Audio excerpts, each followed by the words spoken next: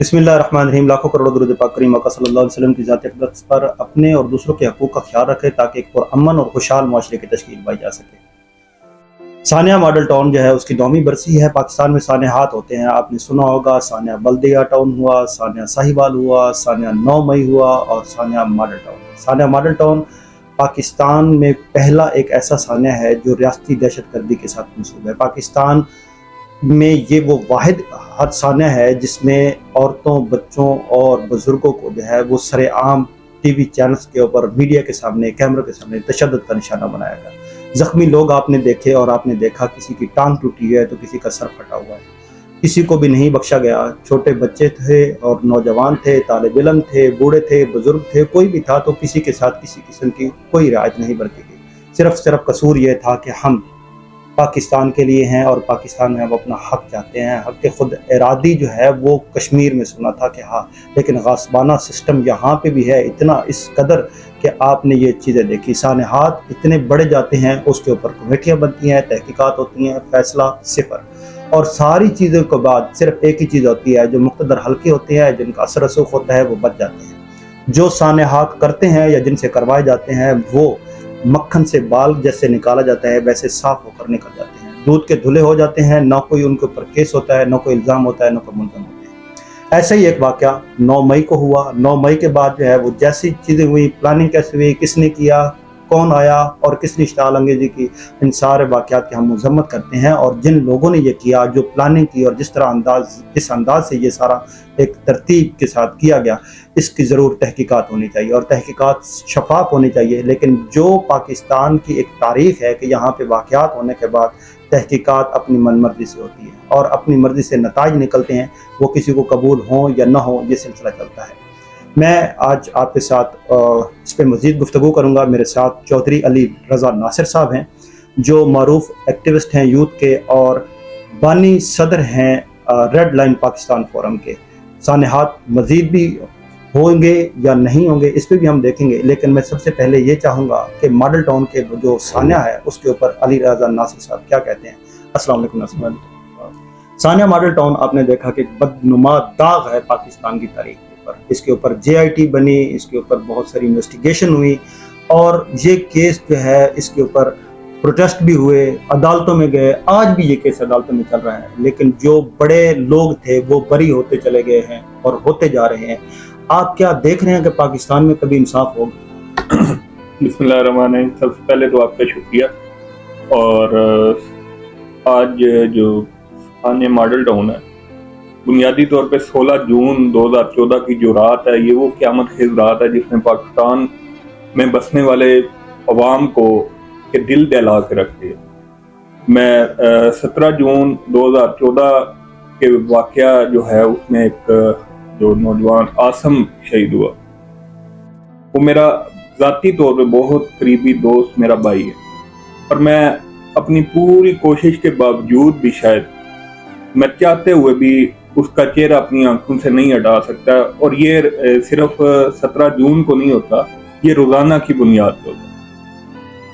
उस आसम शहीद की तरह शहीद होने वाला हर सानिया मॉडल टाउन के अंदर हर शहीद होने वाला इतने ही इज्जत और तकरीम का हामिल है, क्योंकि ये वो लोग थे बुनियादी तौर पे जो पाकिस्तान को अपनी रेड लाइन कहते हैं, जिनकी तमाम तर कोशिशों का, तमाम तर जिदोजहद का मरकज हकीकी तौर पे पाकिस्तान था और अवामी पाकिस्तान। वो पाकिस्तान की सियासत और जमहूरियत में ऐसी शफाफियत के लिए सरगर्दान थे जो पाकिस्तान के तमाम मसाइल के हल की बुनियाद है।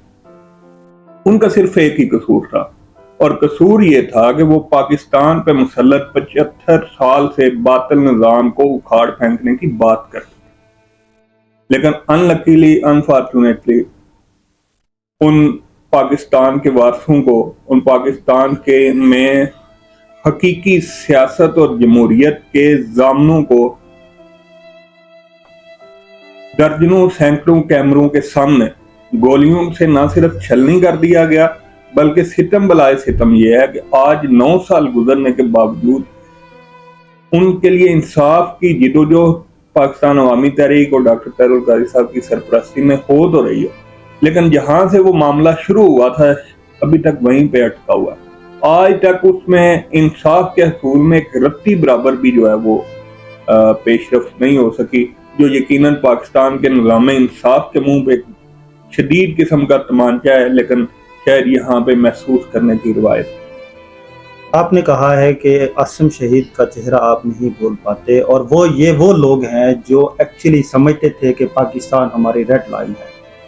آپ بانی صدر ہیں ریڈ لائن پاکستان فورم کے، تو آپ ان کے لیے کیا کرنے کا سوچتے ہیں؟ کیا یہ جو انصاف کا ایک سسٹم ہے، اس کے اوپر آپ کی طرف سے کوئی ایسی ایک پروٹیسٹ یا ایک ایسی یادداشت مقتدر حلقے تک یا اس نظام کے اگینسٹ وہ لانچ کی جائے گی؟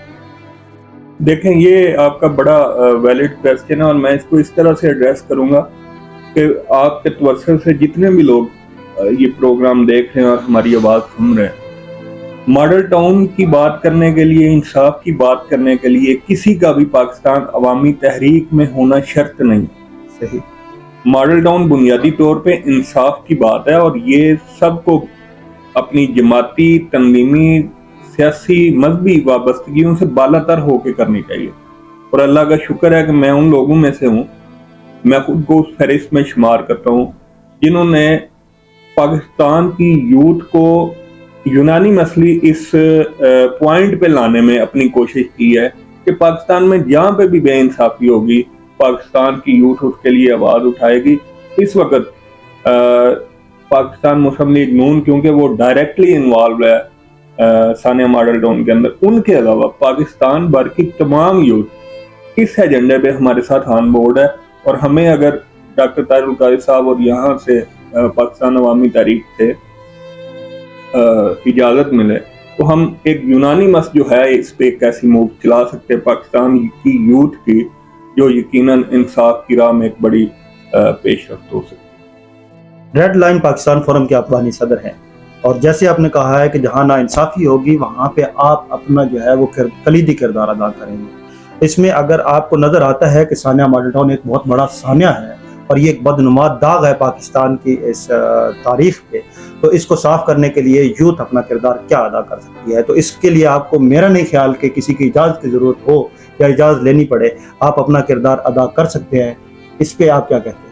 دیکھیں، یہ بات آپ کی کسی حد تک ٹھیک ہے، لیکن اس میں یہ دیکھنا پڑتا ہے کہ جو کیس اس وقت عدالت میں چل رہا ہے، کیونکہ وہ ڈائریکٹلی پاکستان عوامی تحریک اور ڈاکٹر طاہر القادری صاحب اس کو دیکھ رہے ہیں، تو ان کی اس حوالے سے کیا پالیسی ہے اور کیا معاملات چل رہے ہیں، یہ ساری چیزیں کنسیڈر کرنی ہوتی ہیں وقتی طور پہ کوریج لینے کے لیے، اور اس کو ایک وہ نرم گرم الفاظ میں ڈال کے تو اپنا ریٹنگ بنانے کے لیے کچھ بھی کہا جا سکتا ہے، لیکن سنجیدگی کے کچھ تقاضے ہوتے ہیں جن کو بہرحال مد نظر رکھنا پڑتا ہے۔ سر آخری بات، سینئر بیوروکریٹ جو ہیں وہ انسداد دہشت گردی سے بری ہو چکے ہیں، تو اب وہ اس سے اوپر والی کورٹ میں جا رہے ہیں، تو کیا یہ جو اقدام ہو رہے ہیں، سہولت کاری ہو رہی ہے، اس کے پیچھے کیا ہو سکتے ہیں مقاصد؟ ان کے پیچھے وہی مقاصد ہے جو 75 سال سے کار فرما ہے، اور وہ بڑے loud and clear and black and white ہیں کہ اس ملک میں عوام جو ہے وہ کیڑوں مکوڑوں کی طرح مرنے کے لیے پیدا ہوتی ہے، اور وہ مارتی جاتی ہے اپنے اپنے مفادات کے لیے۔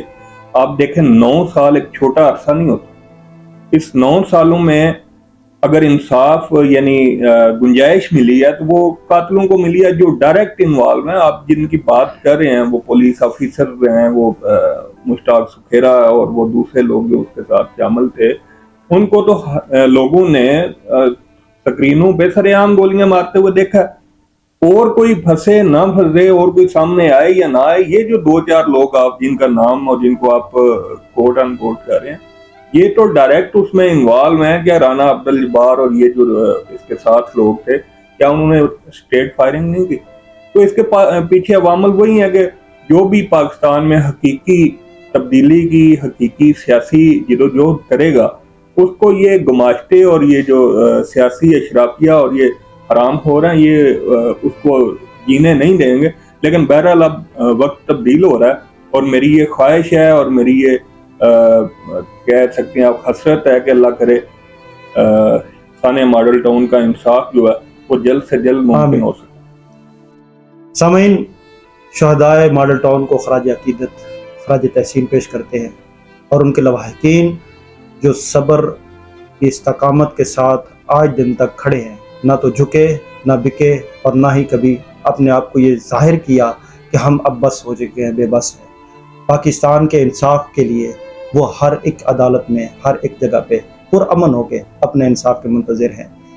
2 بیٹیاں پاکستان کی شہید ہوئی، ان کی بیٹیاں اب جو ہیں وہ جوان ہو گئی، ایک بیٹی کی شادی ہو گئی، لیکن اس کی ماں کا خون ابھی تک لوگوں کے ہاتھوں پہ رنگا ہوا ہے، ہمیں اپنے ہاتھ بھی خون آلود نظر آتے ہیں۔